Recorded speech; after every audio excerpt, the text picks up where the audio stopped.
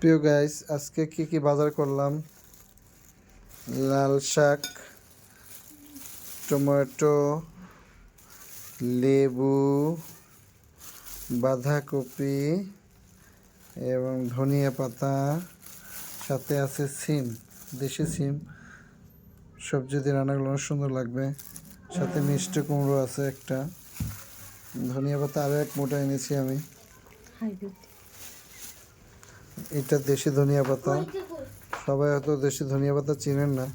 যেগুলো ছোট ছোট ধনিয়া পাতা সেগুলো দেশি ধনিয়া পাতা। কি সুন্দর তাজা ধনিয়া পাতা, দেখছেন? লাল শাকটা অনেক তাজা আনলাম, অনেক ফ্রেশ।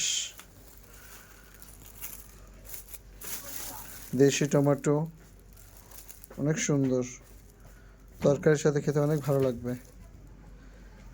আজকে বাজার করলাম। আপনারাও সবাই বাসায় বাজার করে তাজা তাজা সবজি খাবেন আশা করি। ধন্যবাদ সবাইকে।